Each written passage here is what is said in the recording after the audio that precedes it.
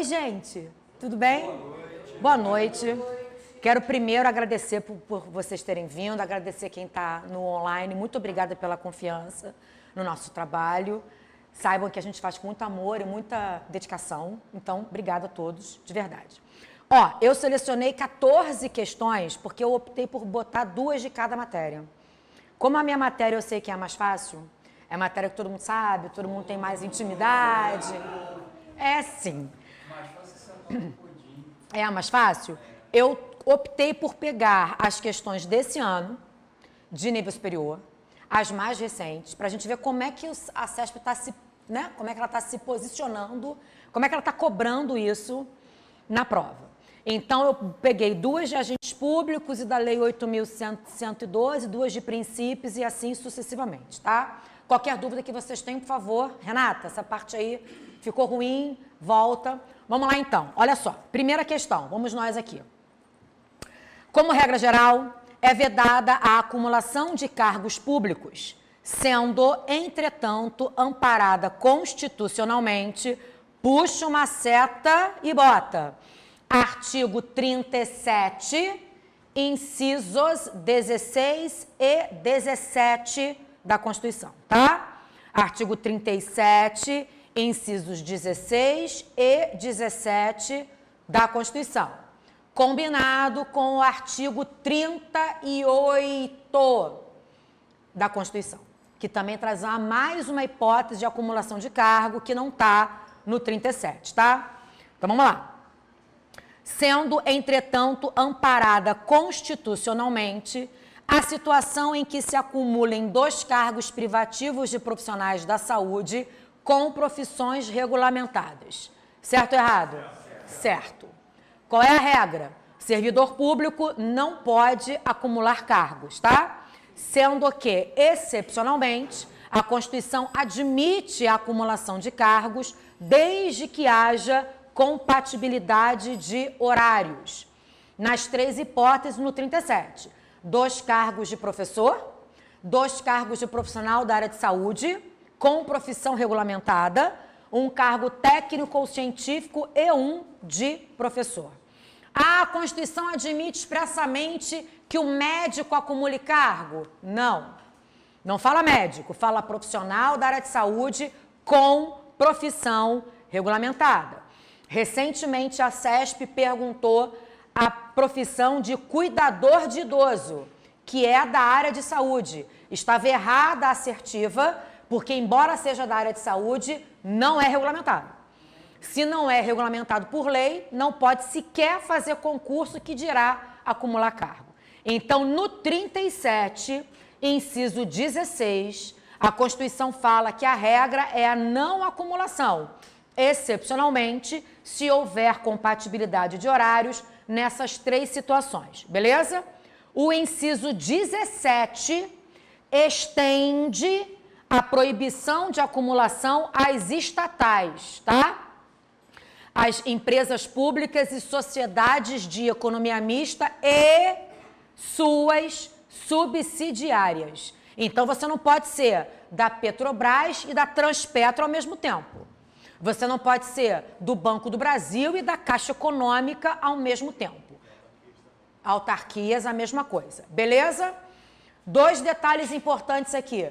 O Supremo Tribunal Federal entendeu que, para efeitos de teto remuneratório, se houver acumulação de cargo, não erra isso na prova. A CESP pergunta isso reiteradamente. Para efeitos de respeito ao teto remuneratório, caso haja acumulação de cargos autorizada pela Constituição, não será considerada cada remuneração, não será considerada a acumulação dos 2, mas cada remuneração isoladamente considerada. Tá? Beleza? E aí você vai lembrar do artigo 38 da Constituição, que traz a possibilidade do servidor concorrer a mandato eletivo. Se o cara for eleito, o que vai acontecer? Se for um mandato federal, estadual ou distrital, ainda que haja compatibilidade de horários, não importa se é no legislativo ou no executivo, não pode acumular, fica afastado do cargo. A mesma regra se repete no artigo acho que 95, 94, 94 da Lei 8.112. Segunda hipótese, o sujeito é servidor, se candidatou a prefeito e foi eleito. Ainda que haja compatibilidade de horários, não pode acumular, fica afastado do cargo, mas opta pela remuneração. Ele escolhe a remuneração que ele vai receber. E a terceira, vereador. Se houver compatibilidade de horários, acumula tudo, as funções e as remunerações. Se não houver compatibilidade de horários, repete a regra do prefeito, fica afastado do cargo e opta pela remuneração. Beleza? Supremo Tribunal Federal entendeu recentemente essa jurisprudência desse ano, que a aposentadoria compulsória aos 75 anos não alcança o servidor comissionado. Beleza? Só o servidor que ocupa cargo efetivo. Portanto, na mesma decisão, o Supremo admite a seguinte possibilidade: o sujeito é servidor efetivo, atinge 75 anos e é obrigado a se aposentar. Beleza? Aí vai receber os proventos de aposentadoria. Ele pode ser nomeado para um cargo em comissão para além dos 75 anos, porque o comissionado não se subordina ao limite etário e, neste caso, poderá acumular os proventos de aposentadoria do cargo efetivo mais os vencimentos do cargo em comissão, desde que respeite o teto remuneratório. Aí também tá ok? Aplica separado. Tá claro? O comissionado pode receber no vereador e a função comissionada. É isso? Não, no vereador, o sujeito é servidor efetivo e se candidata a vereador e é eleito. Se tiver compatibilidade de horários, ele acumula tudo. Ele acumula as funções e as remunerações. Se não tiver, repete a regra do prefeito. Ele fica afastado do cargo efetivo, cumpre um mandato. Acabou o mandato, ele volta. Mas enquanto ele estiver no mandato, ele opta pela remuneração. Ele pode escolher o que ele vai receber. Se ele vai receber o subsídio do vereador, que é agente político, ou se ele vai receber os vencimentos do cargo efetivo que ele ocupa. Beleza? O comissionado, ele não está subordinado ao limite da aposentadoria. Então, o sujeito pode ter cargo efetivo, se aposentar no cargo efetivo e acumular com o cargo em comissão, porque, na verdade, ele já rompeu o vínculo no cargo efetivo. Não está acumulando cargo. O que vai acumular são as remunerações, os proventos e os vencimentos. Não há que se falar em acumulação de cargo, porque no cargo efetivo ele já rompeu, já gerou a vacância porque ele aposentou. Aposentadoria, artigo 33 da Lei 8.112 gera vacância, né? Então ele já desocupou o cargo aqui. Não há que se falar em acumulação de cargo, mas acumulação de remunerações, ok? São situações diferentes. Diga. Para deputado e senador, não escolhe a remuneração. Não. Do prefeito para baixo. Sim. Governador também não, tá? Presidente, tá? Qualquer mandato federal, estadual ou distrital, no legislativo ou no executivo, não pode acumular e não pode optar. Fica afastado. Agora, pegando o gancho do Osiel, afastamento gera vacância? Não gera. Licenças e afastamentos não geram vacância. Portanto, enquanto o sujeito, enquanto o servidor estiver afastado ou licenciado, o cargo dele não está vago. Portanto, não pode ser disponibilizado a quem quer que seja. Enquanto o cara estiver lá cumprindo o mandato eletivo, o cargo dele está esperando por ele aqui. Não pode ser ocupado, porque não está vago. Diga. Ele conta como se ele estivesse em atividade? Ele não conta como... Ele conta para efeitos previdenciários, mas não conta para promoção. Para efeitos previdenciários, sim, porque ele está contribuindo, né? Mas não conta para a promoção, porque ele não está na função do cargo efetivo. Joia? Tranquilo? Alguma dúvida? Então, a primeira questão está certa. Tranquilo? Vamos lá. Segunda. Peraí. Segunda. Foi. Vamos lá. Olha só.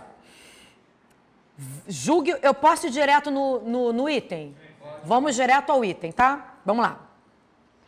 A anulação judicial de ato de demissão de servidor público enseja o seu retorno ao mesmo cargo que ele ocupava, o que configura a chamada reintegração. Até aqui tudo bem. Por sua vez, é hipótese de recondução o retorno de um servidor a um cargo em razão de ele não ter logrado êxito no estágio probatório de outro cargo para o qual tenha sido nomeado após aprovação em concurso público. Certo. Vamos lá. Reintegração, ela está no artigo 28 da 8.112 e a recondução no artigo 29, beleza? Elas também aparecem, tanto a reintegração como a recondução, no artigo 41, parágrafo 2º da Constituição, que fala: invalidada por sentença judicial a demissão, será o servidor estável reintegrado. Portanto, pressupostos para a reintegração. 1, tem que ser estável. Se você ainda estiver no estágio probatório, não há que se falar em reintegração. 2, o fato gerador tem que ter sido a demissão. Não há provimento derivado de reingresso para quem sofre exoneração, ok? Quem é exonerado rompe o vínculo e aquele abraço. Acabou. Não tem mais. Como a exoneração, artigo 34 da 8.112, não é uma punição, você pode fazer um novo concurso no dia seguinte. Como a demissão ela é uma punição, ela impede que você faça novo concurso dentro de 5 anos, ok? Portanto, o Supremo Tribunal Federal declarou inconstitucional, suspendeu os efeitos da regra da 8.112, que fala que se o sujeito for demitido porque praticou crime contra a administração pública, improbidade administrativa, corrupção, lesão aos cofres públicos e má aplicação do dinheiro público, a lei fala que você não poderia voltar nunca mais. Nesse caso, era irreversível. Isso viola o artigo 5º, que fala que não pode ter pena de caráter perpétuo. Tá? O Supremo julgou, declarou inconstitucional essa regra e determinou que qualquer fundamento da demissão impedirá o retorno dentro de 5 anos, a contar da publicação do ato de demissão no Diário Oficial, beleza? Tem 2 hipóteses de recondução. Recondução também vai exigir que você seja estável. A primeira hipótese é quando você for inabilitado em novo estágio probatório. Você volta, através da recondução, para o cargo que você ocupava. Qual é a segunda? É a que está na Constituição, beleza? Então, você é o servidor, é demitido. Demissão não gera vacância? Cargo ficou vago. No que o seu cargo ficou vago, ele é preenchido por outra pessoa, que veio de algum lugar, não é isso? Aí você está indignado, recorre ao judiciário e consegue anular a demissão. O juiz convencido vai proferir uma sentença reconhecendo que o ato de demissão é ilegal. Esta sentença vai ser publicada no Diário Oficial. Qual é o efeito da sentença? Trará o servidor de volta para o cargo que ele ocupava. Esse movimento de retorno chama-se reintegração. No momento que o cara volta, ele vai receber todos os atrasados, porque ele foi injustiçado, não é isso? Ele vai receber todos os atrasados e ainda vai receber uma indenização do Estado, porque o artigo 5º fala que por erro do Estado haverá indenização. Não fala lá?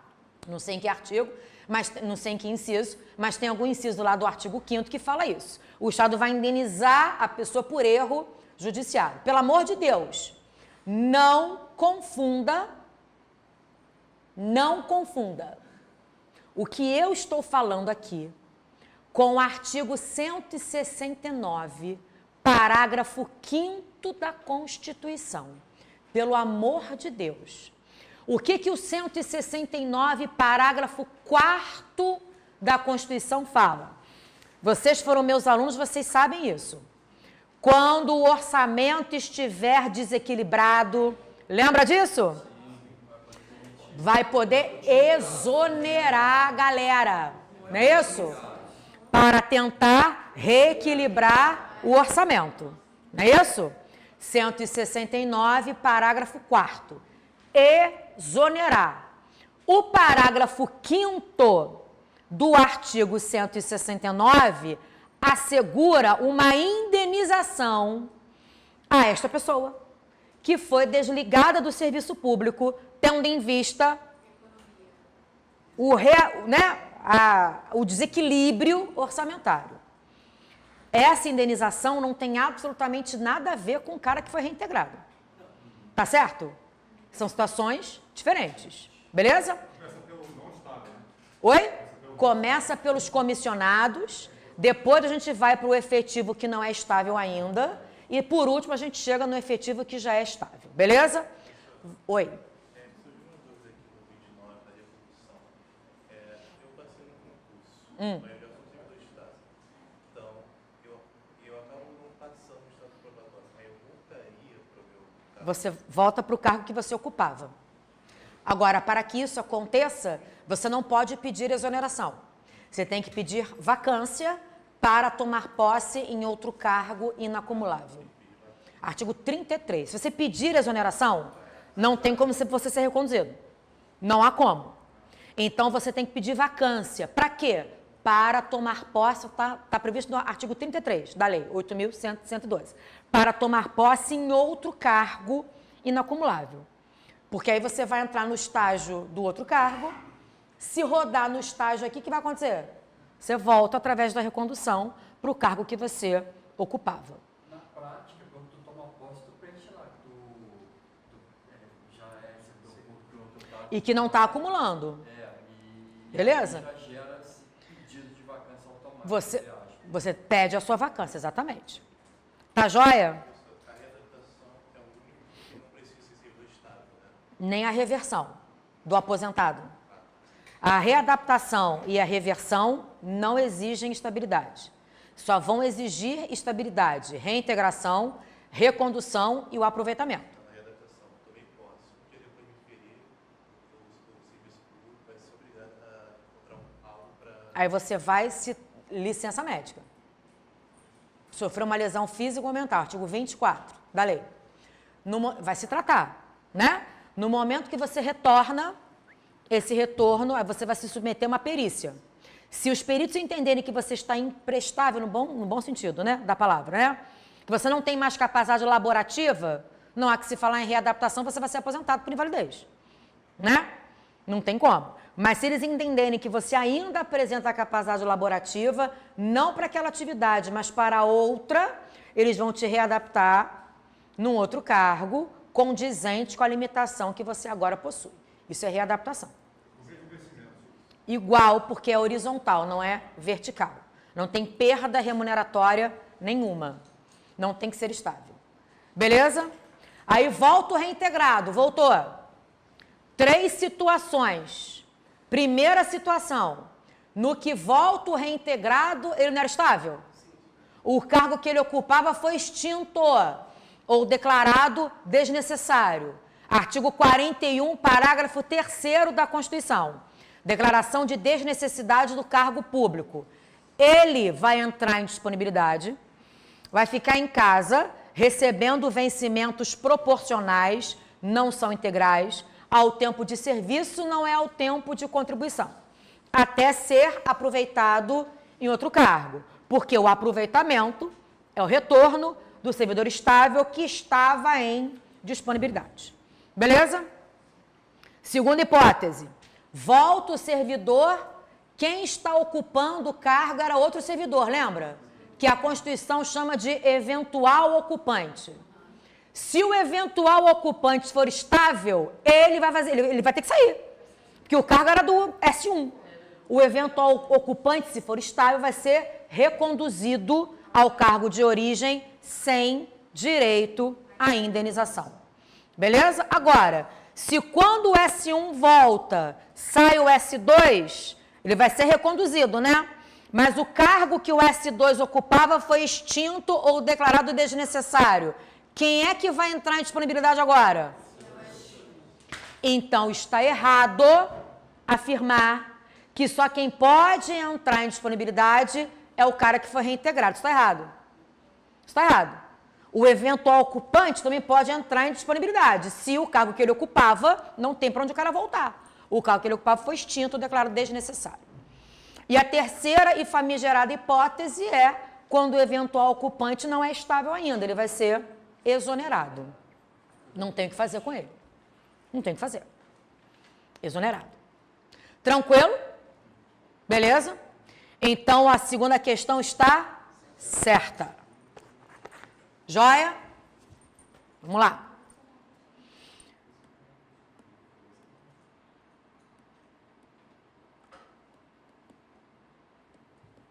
Foi. Vamos lá. Questão número 3. Fala assim, ó. Viola o princípio da publicidade, norma que considere sigilosa a movimentação de créditos públicos. Olha que maldade essa questão, hein? Viola o princípio da publicidade, norma que considere sigilosa a movimentação de créditos públicos destinados à realização de despesas reservadas ou confidenciais. Tá certo? Viola. Essa decisão foi desse ano. Artigo 86. Anota você que está em casa. Viola, tá certo, viola a publicidade. Artigo 86 do Decreto-Lei 200/67. Lembra desse Decreto-Lei que fala sobre autarquia? Lembra dele? 200/67. Fala sobre descentralização. Lembra dele? Isso. O artigo 86 desse Decreto-Lei falava exatamente isso. Que não precisava dar publicidade aos créditos destinados à realização de despesas. Está escrito lá no Decreto-Lei, depois você dá uma lida. Créditos destinados à realização de despesas reservadas ou confidenciais. O Supremo Tribunal Federal entendeu que é uma DPF, arguição de descumprimento de preceito fundamental. A DPF julgada, a DPF número 129. O Supremo entendeu assim, não. Qual é a regra? É dar publicidade aos atos praticados pelo Estado, não é isso?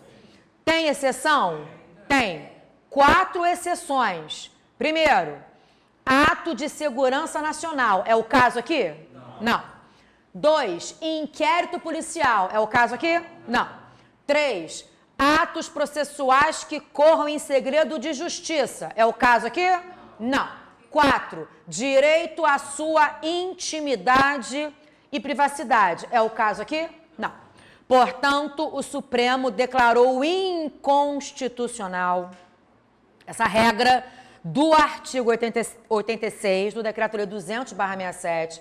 Na verdade, entendeu que não foi o quê? Recepcionado, né?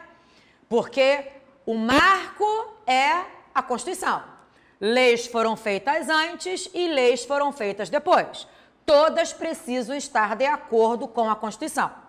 Uma lei que foi feita antes da Constituição, se não estiver de acordo com ela, ela não foi o quê? Recepcionada pela nova ordem constitucional. É considerada como não escrita, porque não foi recepcionada.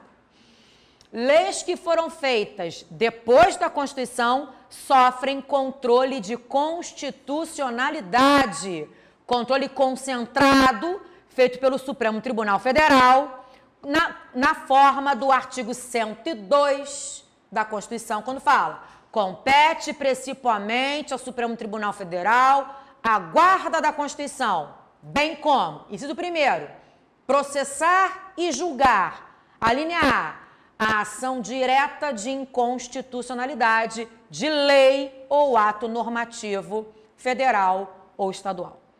Beleza? Por que não coube ação direta nesse caso, porque a lei é anterior à Constituição. Entendeu? Controle concentrado através de ação direta para a lei que foi feita depois. Se você quiser discutir o que foi feito antes, cabe residualmente o quê? A DPF, a arguição de descumprimento de preceito fundamental. Publicidade é um preceito fundamental na Constituição? Claro que é. É um valor inegociável do 37? É. Portanto, o Supremo entendeu que essa regra não foi recepcionada, então viola a publicidade, porque só tem 4 exceções e essa daqui não está nessas 4. Tá claro isso? Tá joia? Essas 4 exceções estão aonde? Não, isso é jurisprudência. Segurança Nacional está no artigo 5º. Segurança nacional, inquérito policial, Segurança- segredo de justiça E intimidade. Segurança Nacional está no artigo 5º da Constituição. Inquérito policial está no Código de Processo Penal. Fala que o inquérito é sigiloso. Segredo de justiça também está no Código de Processo Penal e Processo Civil. Está lá, atos que ocorrem em segredo de justiça. E intimidade está no artigo 5º, acho que, se não me engano, inciso 10 da Constituição. Oi? 5 e 10 está junto? Artigo 5º, inciso 10. Inciso 5 e inciso 10 está junto nessa intimidade? Não, é o artigo 5º, inciso 10, tá? E inquérito policial. Então, no caso, ela viola porque ela não foi recepcionada. Justamente. Viola porque não tem previsão legal para a publicidade nesse caso aqui. Esse caso não se enquadra nas exceções que o Supremo entendeu que são exceções ao princípio da publicidade. Não se enquadra nas exceções do princípio da publicidade. Beleza? Ficou claro isso, gente? Tranquilo? Então a terceira está certa. Joia? Alguma dúvida? Então vamos lá. 5º. Não sei o inciso. Aí pergunta para Carlota. São 79 incisos, né, gente? Não dá para decorar tudo, né? Mas tá lá. Ato de segurança nacional é secreto. Número 4, fala assim, ó. A confiança legítima e a boa-fé, embora semelhantes, são princípios autônomos e distintos. Tudo bem? De modo que, para o reconhecimento da confiança legítima, não se faz necessária a presença da boa-fé. Errado, né, gente? Confiança legítima é a segurança jurídica. Princípio da segurança jurídica, proteção à confiança ou, anota aí, porque pode aparecer, estabilização dos efeitos. É tudo a mesma coisa. Exatamente. São, né? Tá todo mundo gravitando ali sobre o mesmo tema e a gente sabe que a segurança jurídica aparece no artigo 54 da Lei 9784 de 99. Estabilização dos efeitos, que traz o prazo de 5 anos, lembra disso? Prazo decadencial para o Estado controlar a legalidade dos atos administrativos que ele praticou. Tá claro? Prazo decadencial. Perdeu o prazo, que fala o artigo 55? Convalidou da estabilização dos efeitos. Beleza? O finalzinho aqui é que tá errado. Não se faz necessária a boa-fé? Claro que não, né? Porque se você tiver de má-fé, incide o prazo de 5 anos? O que diz o artigo 54? Olha para cá. O que diz o artigo 54, que é o princípio da segurança jurídica? Decai em 5 anos o direito da administração a anular os seus próprios atos, ressalvada a má-fé. Então, o prazo de 5 anos só para quem está de boa-fé. Então, não pode dissociar a segurança da boa-fé. Elas estão ligadas. Quem está de má-fé não tem prazo. Porque você não, a qualquer tempo. Porque você não pode se beneficiar da sua própria torpeza. A ideia é essa. Tá claro? Joia? Vamos lá. Questão de número Para mim é número 5, né? Para vocês aí é... Oi. Oi. Sim. E agora, como a doutrina está colocando esses outros nomes aí, ela está explorando esses novos nomes. Mas agora vocês já sabem todas as expressões que gravitam sobre o mesmo tema. Mesma ideia. Tem que tudo tá ligado à boa-fé, tá? Proteção à confiança e estabilização dos efeitos, tá? Vamos lá. A lei que cria, para mim é número 5, para vocês é número 15, né? A lei que cria a agência reguladora é uma autarquia, não é isso? Então, de acordo com o artigo 37, inciso 19, autarquias são criadas por lei ordinária. Não pode decreto, não pode medida provisória, não precisa lei complementar, lei ordinária, beleza? Então fala lá.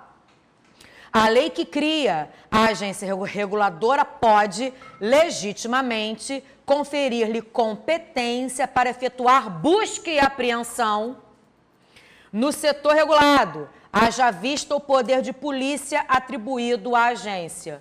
Não. Busca e apreensão, princípio da reserva de jurisdição. Busca e apreensão é um ato de constrição judicial. Só por decisão judicial. Por favor. De jurisdição. Princípio da reserva de jurisdição. Busca e apreensão exige decisão judicial, jamais decisão administrativa. Esse poder de polícia aqui está servindo ao Lato sensu. A agência até tem poder de polícia, mas não para busca e apreensão. Só para a área administrativa. Tá claro, minha gente? Tranquilidade? Joia? Vamos lá. Só um detalhe aqui que eu pensei agora, hein? Olha a maldade aqui, olha só. Posso ficar aqui? Busca e apreensão é uma medida cautelar, gente, tá? Existe uma exceção. Tem sempre uma exceção, por isso que o direito é maravilhoso, né? Ok, só que não, mas é assim. Ó, tem uma exceção. Existe uma possibilidade de medida cautelar adotada pela administração pública em um processo administrativo disciplinar. Alguém lembra? Afastamento temporário, ou preventivo, ou provisório. Está no artigo 147 da Lei 8.112. Justamente. Exatamente. O cara servidor está sofrendo um PAD. Aí o cara começa a tumultuar o PAD. Some com o documento, coage testemunha. Ele pode ser afastado preventivamente? Pode.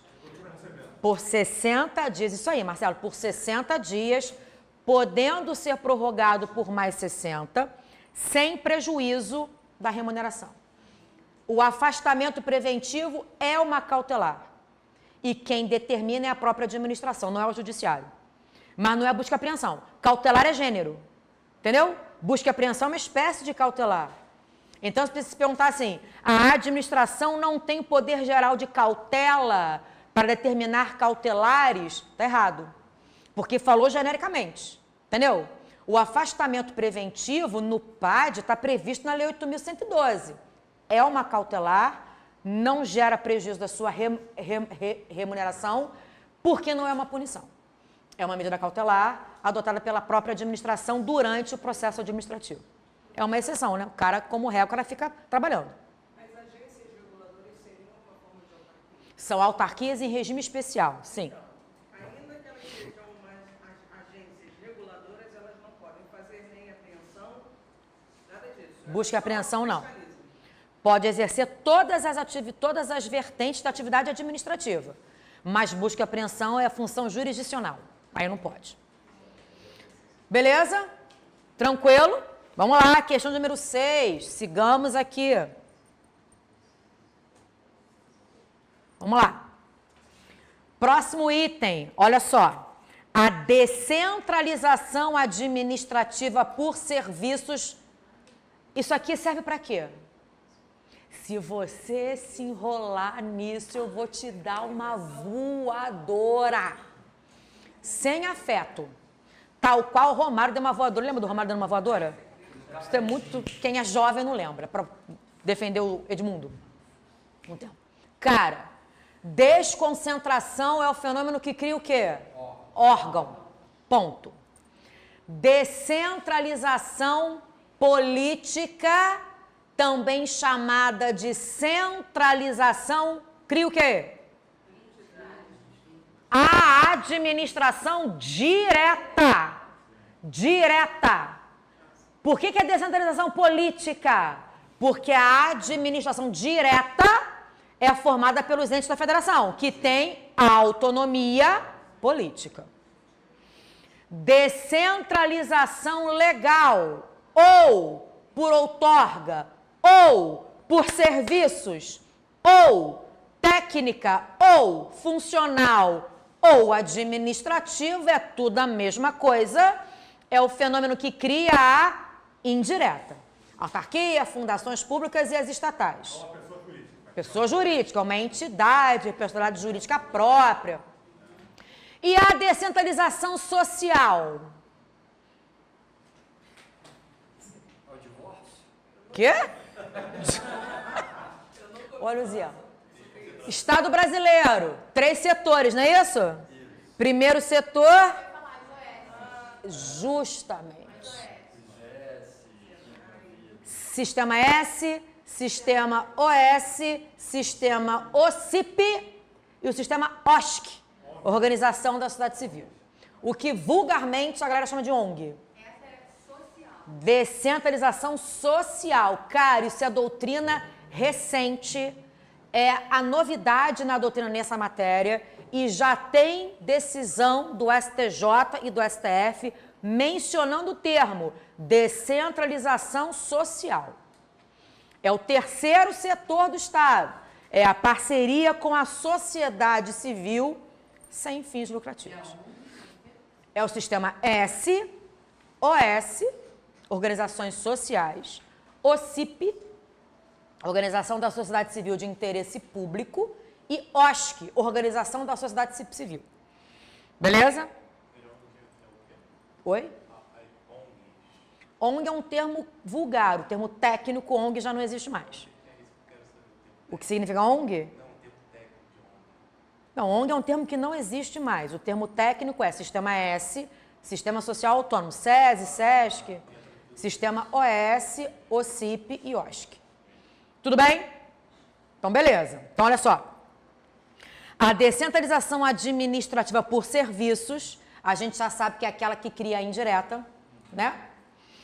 Ocorre quando o poder público atribui a titularidade e a execução de determinado serviço público a uma pessoa jurídica de direito público criada por ele, sendo vedada a criação de pessoa jurídica de direito privado para essa finalidade.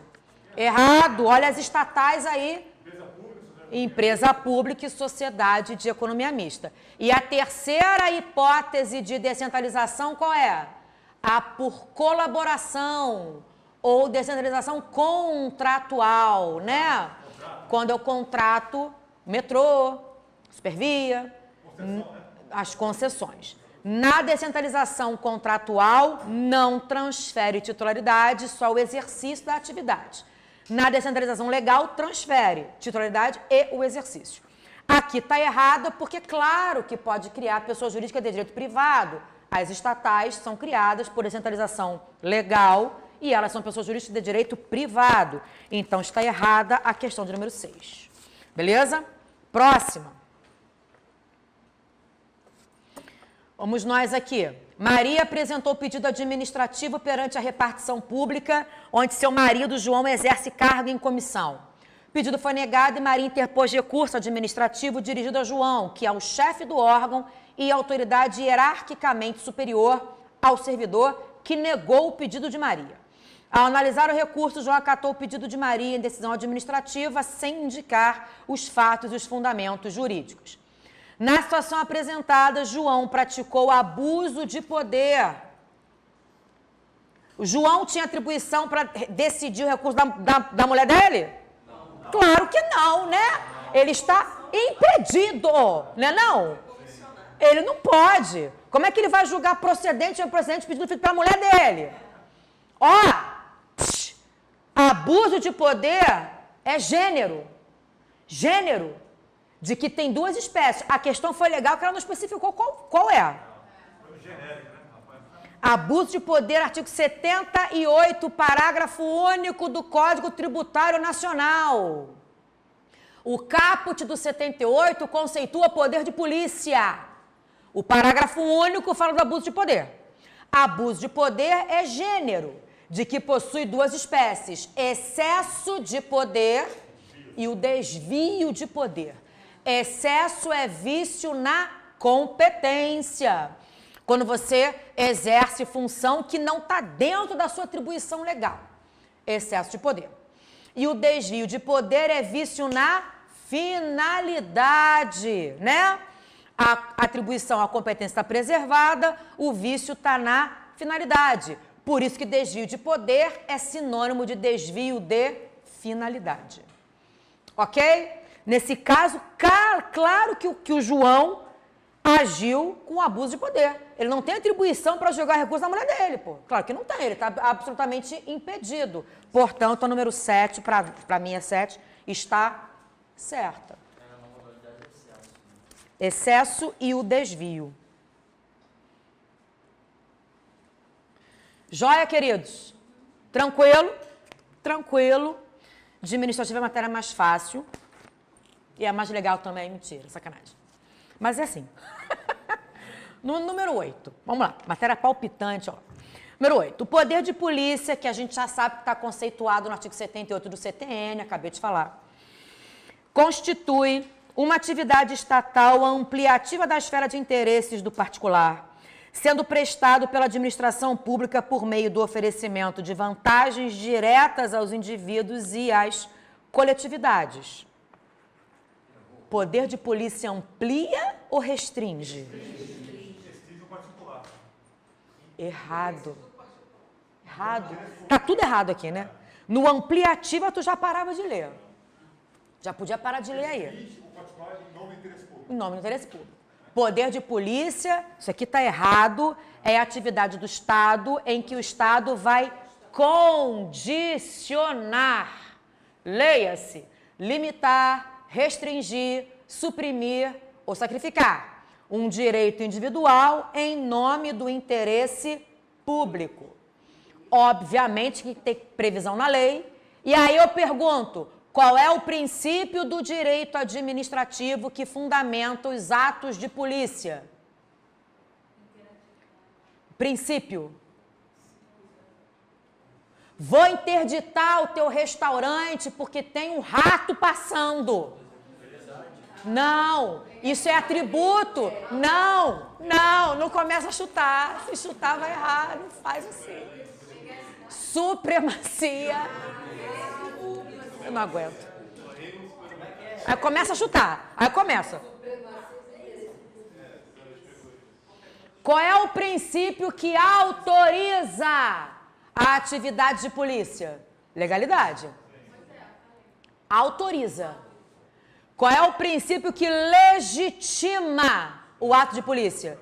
Que torna a conduta legítima, aceitável, apesar de invasiva, violenta, aceitável aos olhos do particular? Supremacia do interesse público. Cuidado com autoriza e legitima, hein? Não é a supremacia que autoriza o ato de polícia, quem autoriza é a lei. Mas o que legitima a conduta de polícia, que é uma conduta agressiva, é a supremacia do interesse público. Então está errado porque não vai ampliar, vai restringir um direito individual em nome do interesse público. Joia? Vamos lá. A caducidade, próxima, a caducidade, vamos lá. A caducidade, a cassação e a anulação são formas de extinção do ato administrativo por manifestação de vontade da administração pública que pressupõem a existência de ilegalidade. Por quê? A caducidade não quer dizer que o ato é legal, só surge uma nova lei Que torna o ato ilegal. que torna o quê? O ato ilegal. Olha para cá. Revogação. Forma de extinção que pressupõe que o ato seja legal. Só alcança atos discricionários, porque revogação é reavaliação do mérito administrativo. É reavaliar a conveniência e a oportunidade, produz efeitos ex nunc, para frente, prospectivos. Não vai retroagir porque o ato era válido. Tudo bem? Anulação. Forma de extinção que pressupõe que o ato seja ilegal. Alcança ato vinculado e ato discricionário e pode ser feito pela própria administração, autotutela, controle interno ou controle administrativo, ou pelo judiciário, controle externo ou controle judicial. Beleza? Tem que ser feito em 5 anos, joia? É um ato declaratório e pressupõe que tenha havido uma ilegalidade. Produz efeitos ex tunc. O ato não se torna ilegal, ele já nasce ilegal. Então, qual é a regra? É a anulação produzir efeitos ex tunc. Para com essa maluquice de tapa.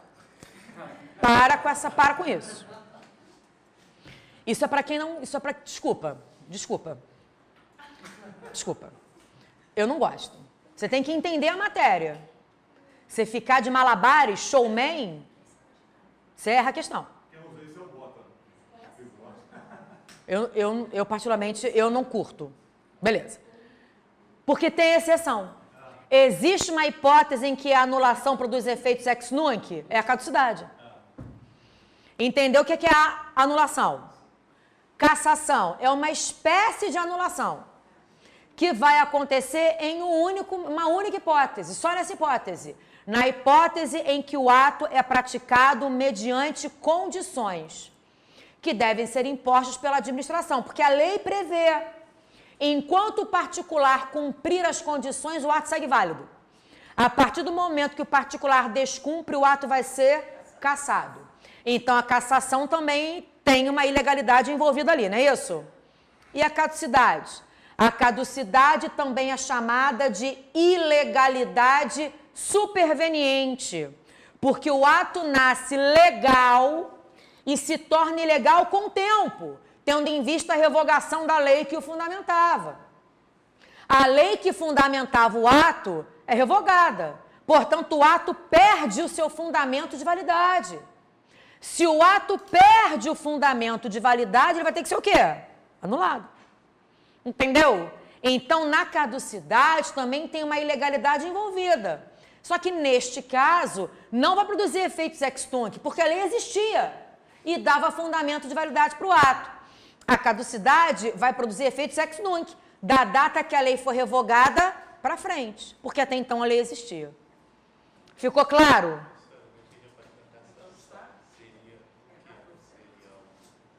Está certo. A cassação ocorre quando a administração pratica um ato e impõe condições. Você tem que cumprir as condições para que ele se mantenha válido. Enquanto você cumpri-las, o ato segue válido. A cassação. Oi? A carteira de habilitação. Caça a tua habilitação. Porque você, naquele período de 1 ano, teve um monte de multa. Caça a tua habilitação. Cassação. Tá? Tá jóia? Vamos supor que o ato foi revogado em 1980. Ele não pode voltar a ter vida agora? Só se for praticado outro ato com base numa nova lei. Porque eu estava lendo sobre, acho que, repristinação. A repristinação não é o caso. A repristinação não pode. O que a caducidade gera é o efeito repristinatório. A revogação da lei revogadora ressuscita os efeitos da lei revogada? Pode ser que sim, desde que seja de forma expressa. Lei A é revogada pela Lei B. Então, a Lei B é a lei revogadora e a Lei A é a lei revogada. Passa um tempo, a Lei B é revogada pela Lei C. A Lei C que revoga a Lei B, que revogou a Lei A. A revogação da Lei B automaticamente traz de volta a Lei A? Não, porque repristinação, o Supremo entendeu que não pode.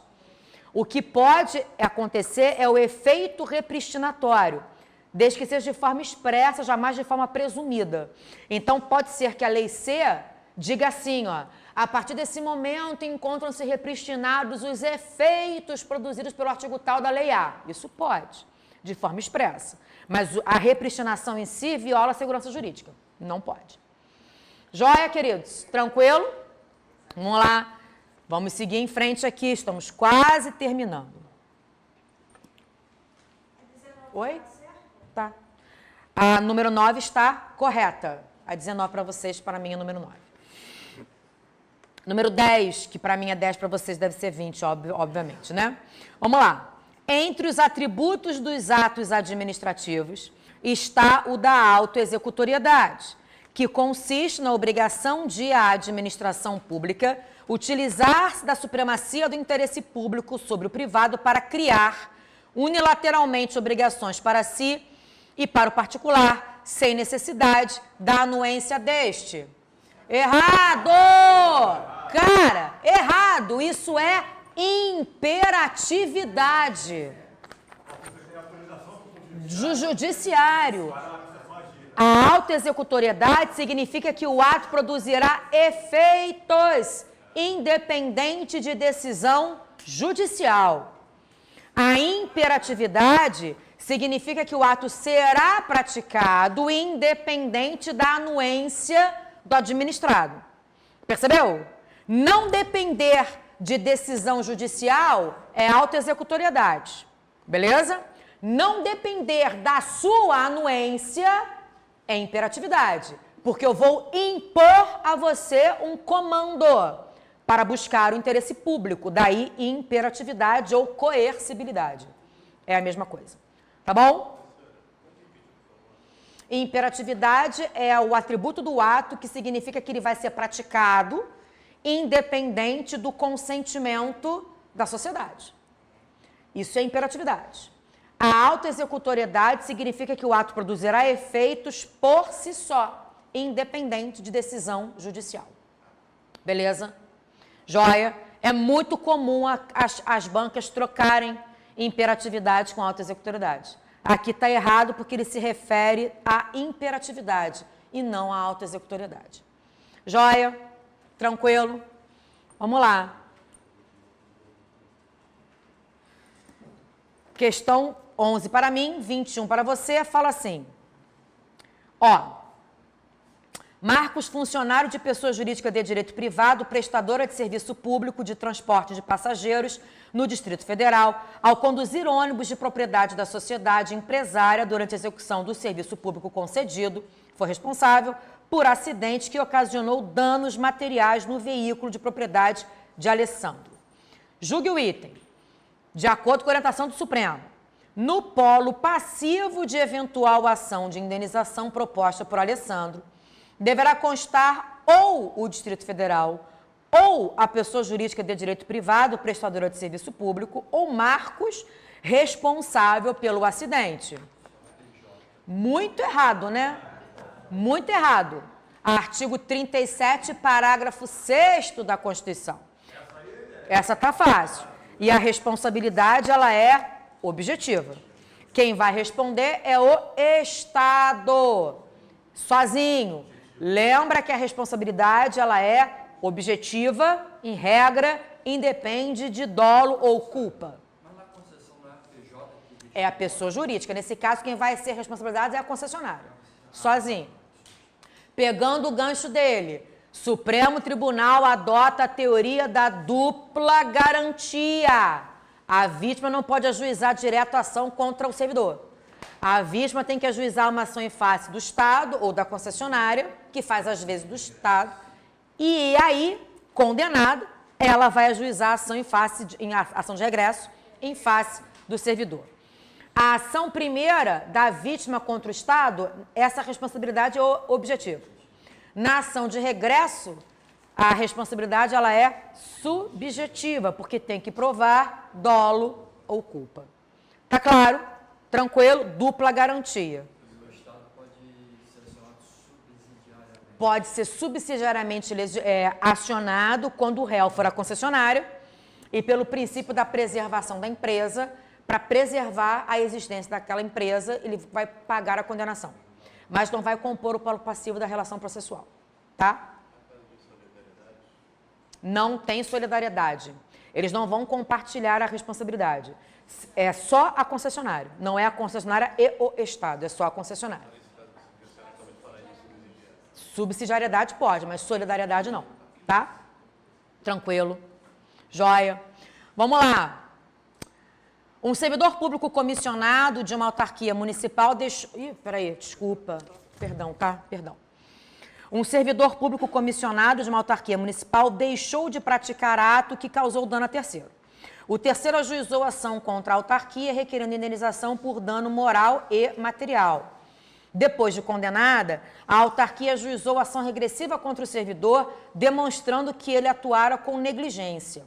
Em sua defesa, o servidor alegou não ser cabível a ação regressiva porque não se poderia imputar-lhe responsabilidade por mera omissão, além do que inexistia intenção de causar dano ao terceiro. Julgue o item. A argumentação do servidor não está correta, porque a ação regressiva é cabível quando o poder público comprova a culpa do servidor. Certo. Certo, exatamente. Na ação regressiva, a responsabilidade é subjetiva. Exatamente. Espera aí.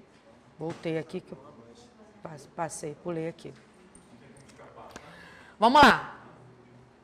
Olha só. A próxima é a mesma história. É a mesma historinha. Muda só a assertiva. Vamos à assertiva. Fala assim. A ação ajuizada pelo terceiro configura controle exercido pela administração pública no exercício de sua autotutela. Errado!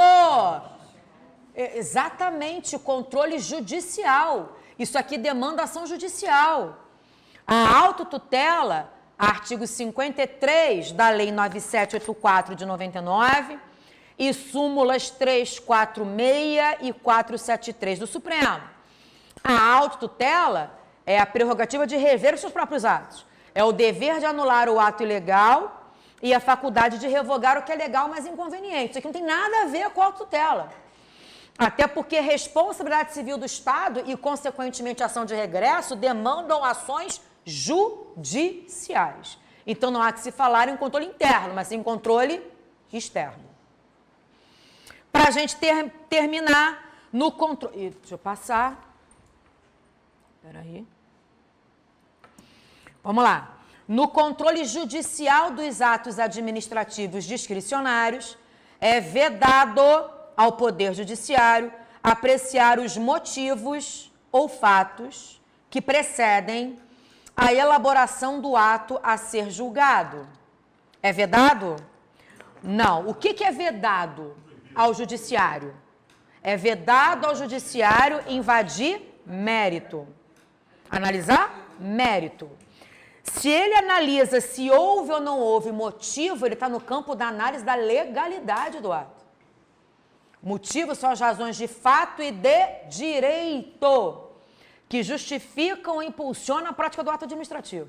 Eu estou no campo da legalidade, eu estou no campo do controle de legalidade. Então, claro que o judiciário pode verificar isso. O que ele não pode verificar é o mérito. Verificar se o ato é ou não é conveniente ao interesse público.